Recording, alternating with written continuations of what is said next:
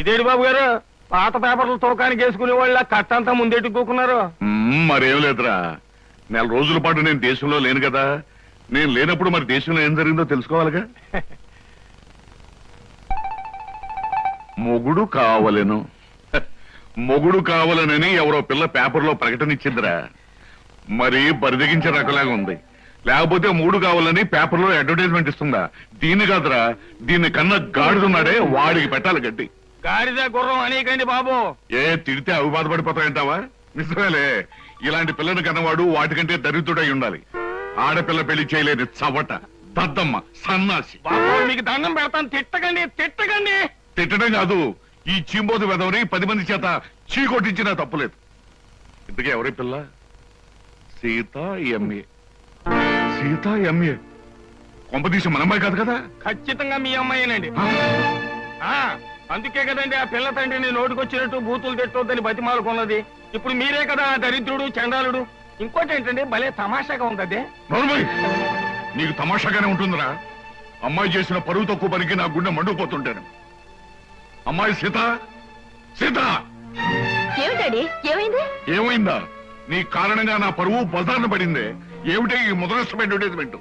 మూడు కావాలని ఇంటర్వ్యూ పెట్టావా? ఇంటర్వ్యూ పెట్టడం అయింది, నాకు నచ్చిన వాడిని సెలెక్ట్ చేసుకోవడం కూడా అయింది. ఏమిటి, నీ కాబోయే వాడిని నువ్వు సెలెక్ట్ చేసుకున్నావా? మీ అమ్మతో పాటు నేను కూడా జాయింట్ గా చచ్చాను అనుకున్నావా? డాడీ, పెళ్లి పేరుతో పెద్దవాళ్ళకి ట్రబుల్ ఇవ్వడం పాత పద్ధతి, నచ్చిన వాడిని పెళ్లి చేసుకోవడం కొత్త పద్ధతి. మీరేం వరి అవ్వకండి, మీకు మహారాజు లాంటి అల్లుని తీసుకొస్తాగా. బాయ్. శివాచలం, ఏమిట్రా ఇది? కలికాలం అండి, కలికాలం. మీరు ఎక్కువగా ఆవేశపడకండి బాబు, గుండె నొప్పి వస్తుంది.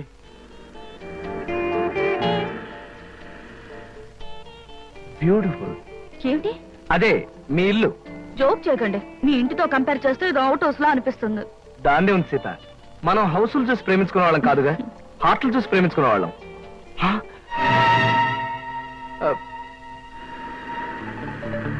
అదేమిటి, ధనలక్ష్మి ఏజెన్సీస్ ప్రొపరేటర్ కోటేశ్వరరావు గారిని బోర్డు ఉంది. ధనలక్ష్మి ఏజెన్సీస్ అనే ఒక చిన్న కంపెనీకి ప్రొపరేటర్ కోటేశ్వరరావు గారు మా నాన్నగారు కనుక. సీత, సీత, నాకు అర్జెంట్ గా అపాయింట్మెంట్ ఒకటి గుర్తుకొచ్చింది. తాజ్ లో తాష్కండ్ నుంచి వచ్చే తారాపూర్ జమీందార్ గారి తమ్ముడిని కలుసుకోవాలి. మళ్ళీ ఎప్పుడైనా వస్తాను. డార్లింగ్, పెద్దలతో మీకుండే ప్రోగ్రాంలు మామూలే, ఫారెన్ పీపుల్ తో కలవడం మీకు అలవాటే. ఇప్పుడు మాత్రం నా కోసం అన్ని ప్రోగ్రాంలు క్యాన్సిల్ చేసుకుని నాతో రావాలి, మా నాన్నగారిని కలవాలి. దాని దేవుని సీత, మరో మంచి రోజు చూసుకుని అప్పుడు వస్తాను. మీరు మా ఇంట్లో ఎప్పుడు అడుగు పెడతారో అప్పుడే మంచి రోజు. ఇప్పుడు మీరు వచ్చే తీరాలి. నా మాట విను, రేపు నా ఓన్ హెలికాప్టర్ లో వచ్చి మీ హాల్లో స్ట్రైట్ గా దిగుతాను. మీ ఫాదర్ తిల్లైపోతారు. ప్రస్తుతం వస్తాను. మీకు హెలికాప్టర్లు, విమానాలు ఉన్నాయని మా నాన్నగారితో చెప్తాను గానీ ముందు మీరు పదండి. Daddy, daddy. ఏమిటమ్మా సీత? ఈయన్నే నేను ఇంటర్వ్యూలో సెలెక్ట్ చేసుకున్నాను. Multi millionaire, business magnate mister Ramakrishna. ఏమండి, ఈయనే మా నాన్నగారు.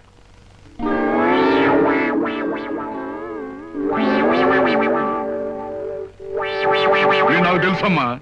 ఎరా, నువ్వు మల్టీ మిలియనీర్వా?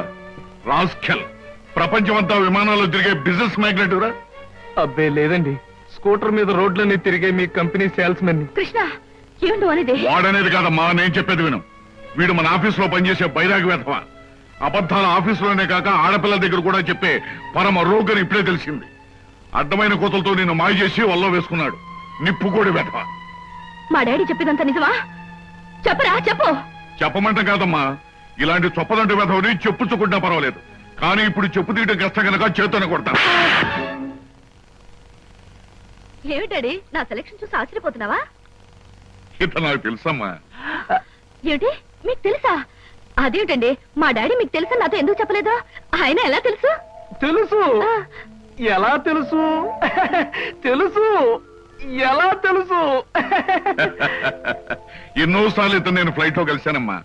ఒకసారి బిజినెస్ పని మీద బ్యాంకాక్ వెళ్ళినప్పుడు కలిశాను, మరోసారి లండన్ వెళ్తున్నప్పుడు ఫ్లైట్ లో కలిశాను, ఇంపోర్ట్ అండ్ ఎక్స్పోర్ట్ పని మీద ప్యారిస్ వెళ్ళినప్పుడు ఒక పార్టీలో కలిశాను.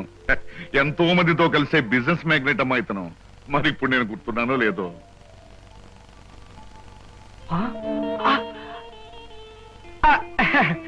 గుర్తులేకపోవడం ఏంటి మిస్టర్ కోటేశ్వరరావు? అంటే నా పేరు కూడా గుర్తుందన్నమాట. ఒకసారి ప్యారిస్ పార్టీలో మీరు నా మీద షాంపియన్ ఒలకపోస్తే నా 50,000 రూపాయల నీటైన సూట్ కాస్త పాడైపోయింది. ఒకసారి చికాగోలో అనుకుంటాను మీరు ఫ్లైట్ మిస్ అయితే నా ఓన్ ఫ్లైట్ లో మీకు లిఫ్ట్ ఇచ్చినట్టుగా గుర్తు. Am I right? అవునవును, అప్పుడు నాకు లిఫ్ట్ ఇచ్చింది మీ ఫ్లైట్ లోనే కదా. ఎగ్జాక్ట్లీ. Correct correct. అమ్మా, అతను గ్రేట్ జీనియస్. ఫ్లైట్ లో బిజినెస్ వ్యవహారాలు కొందరితో మాట్లాడుతుంటే నాకే మతిపోయేది అనుకో. Really he's a great genius. Thank God, నాకు పరిచయం చేసే శ్రమ తగ్గింది. డ్రింక్స్ తీసుకొస్తాను, జస్ట్ మినిట్. అమ్మా, అతను బాదం గీర్ తప్ప మరేం తీసుకోండి. Okay dad. సార్. అమ్మా ఇస్తాను. Okay mister Koteswararao. ఊరికి నాన్నయ్య. సార్, నేను అసలే కంగారు పడుతుంటే మీరు మరీ కంగారు పెడుతున్నారు సార్. పరిస్థితి అంతా మీకు అర్థమైపోయింది, నన్ను క్షమించండి సార్. నువ్వు చేసిన పని నాకు తప్పుగా అనిపించట్లేదయ్యా. అస్సలు పెళ్లే చేసుకున్నని మంకు పట్టు కూర్చున్న మా అమ్మాయిని మొత్తానికి నువ్వు దారిలో పెట్టావు. నాకదే చాలయ్యా. అంటే నన్ను మీరు నా అల్లుడుగా చేసుకోవడానికి మనస్ఫూర్తిగా ఒప్పుకుంటున్నానయ్యా. కాకపోతే కోటు మీద షాంపెయిన్ పోసాను, చొక్కా మీద చికెన్ ముక్క వేశాను, ఇలాంటి కోతలు కొయ్యకయ్యా. పోనీ నేనే మీ మీద పోసాన్ని రివర్స్ లో కోస్తాను. మరీ అంత పెద్ద పెద్ద కోతలు కొయ్యకు, చిన్న చిన్న కోతలు కొయ్యి. అలాగే. కూర్చో, పైకి వెళ్ళొస్తానే. అలాగే సార్. ఆహా, అయ్యగారు ఒప్పుకున్నారు, మా బాస్ ఒప్పుకున్నారు, ఏమి నా భాగ్యము. ఏడి బాబు, మీరు ఎక్కడ ఉన్నారైతే ఆఫీస్ గగనామం పెట్టేశారా? ఓరి నాయను, ఈ సూట్ ఏంటి, పైగా గులాబ్ పువ్వు ఒకటా ఏంటి? ఉద్యోగం మానేసి మెడ్రాస్ వెళ్ళిపోయి హీరోగా సెటిల్ అయిపోదాం అనుకుంటున్నారా? సింహాచలం, ఏమిటా వాగుడు? ఆయన ఎవరనుకుంటున్నావు? ఎవరేంటమ్మాయి గారు, మన ఆఫీసులో పని చేసే కృష్ణమూర్తిలో అనిపించాడంటావు. రాస్కెల్, జాగ్రత్తగా 2 కళ్ళు పెట్టి చూడు. ఈయన ఎవరనుకున్నావు? కోటీశ్వరుడు కృష్ణబాబు, నా కాబోయే అల్లుడు. కాస్త పోలికలు కనిపించేసరికి ఆఫీసులో ఉండే ఆ బడుద్దాయి అనుకుంటున్నావు అయ్యింది. అయ్యో బాబోయ్, తమరు చెప్పేకి తెలిసిందండి, నేనే పొరపాటు పడ్డాను, నన్ను మన్నించండి బాబు. It's all right. ఎండలో తిరిగి కళ్ళు బయర్లు గమ్మిని ఇష్టం వచ్చినట్టు మాట్లాడినట్టున్నావు. ఇదే న్యూయార్క్ లోనో డెట్రాయిట్ లోనో అయితే పక్కనున్న వాడి జేబులోంచి పిస్టల్ తీసి డమాలను కాల్చి పారేసి ఉండేవాడిని. బట్ ఇది మా కాబోయే మామగారి ఇల్లు కాబట్టి నిన్ను క్షమించవదిలేస్తున్నాను. చాలా సంతోషం బాబు, చాలా సంతోషం. అయినా నేను యాదవన కాకపోతే మా ఆఫీసులో పనిచేసే ఆ కిట్నగాడికి మీకు పోలిగేడి చెప్పండి. ఎవరు బాగా మగ్గిన బంగిన పెళ్లి మామిడి పండులో ఉన్నారు, అది కాల్చిన వంకాయలా ఉంటాడండి. ఇప్పుడు తెలుసుకున్నాడు, మీరేమనుకోవద్దు. నువ్వు చేసే న్యూసెన్స్ చాలు గానీ ఇక్కడి నుంచి వెళ్ళు. తీసుకోండి. Thank you. తాజ్లో నా ప్రోగ్రామ్ మిస్ అయిపోతుంది. వస్తాను Sita. Bye uncle. Bye. What daddy, ఏమంటారు? నాకు అన్ని విధాలా నచ్చిన వాడిని సెలెక్ట్ చేసుకున్నావమ్మా. చాలా. ఎందుకలా నాతో ఫైల్ ఇచ్చావుగా, వెళ్ళు. వెళ్ళిపోమంటారా? వెళ్ళకపోతే ఉద్యోగం నుంచి తీసి బయట పంపిస్తారు. ఏంటండి బాబు, ఈ మధ్యన మోహిని పిశాచం పట్టిన వాళ్ళ మహావసారుగా ఉన్నారు, ఏడు సంగతి? సంగతి ఏదైనా సింహాచలం, పిశాచం పట్టిందని దెయ్యం పట్టిందని నువ్వు నన్ను అంటాం ఏమీ బాగలేదు.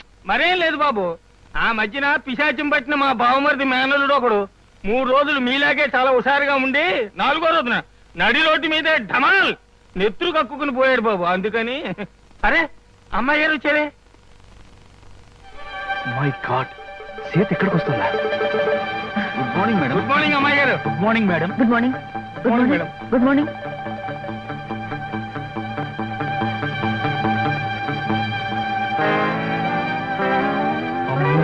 సీత చూసిందంటే డేంజర్, బాత్రూమే బెటర్. డాడీ. ఏమిటమ్మా సీత, ఎలా వచ్చావేంటి? అదే డాడీ, ఆ కృష్ణ గారితో మాట్లాడి పెళ్లికి ముహూర్తం పెట్టించాలి. కావాలంటే ఆయనతో వాళ్ళ ఇంటికి వెళ్ళి వాళ్ళతో మాట్లాడేద్దాం. వాళ్ళ ఇంటికి మనం వెళ్ళడం పద్ధతి కాదమ్మా. నిన్ను చూసుకోవడానికి వాళ్ళ తల్లిదండ్రులు మన ఇంటికి రావడమే మర్యాద. మర్యాదలేమిటో మంచి చెడ్డలేమిటో నువ్వు చూసుకో. త్వరగా పెళ్లి విషయం సెటిల్ కాకపోతే ఆయన ఈ దేశం ఆ దేశం అని వెళుతూ నా సంగతే మర్చిపోవచ్చు. అన్నట్టు నా ఫ్రెండ్ ఇంట్లో ఇవాళ పార్టీ ఉంది, నేను వెళ్ళొస్తాను. బాయ్. బాయ్. ఏమయ్యా, అక్కడ కృష్ణబాబు ఉంటే ఒకసారి ఇక్కడ పంపించు. పంపించడం ఎందుకు సార్, నేనే వచ్చేసాను. ఏమయ్యా, అమ్మాయి హాలోంచి వచ్చేటప్పుడు నేను చూడరుగా? కొంచెం ఆలస్యం అయితే చూసేదే సార్.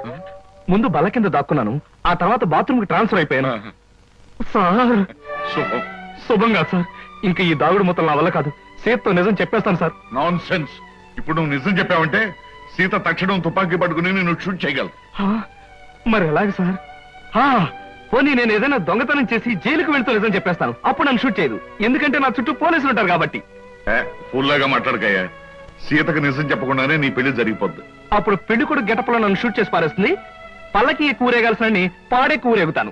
చూడు కృష్ణ, ఏ ఆడపిల్ల తన తాలిపట్టు తను తిప్పుకోదు, తన పసుపు కుంకుమలు తను జరుపుకోదు.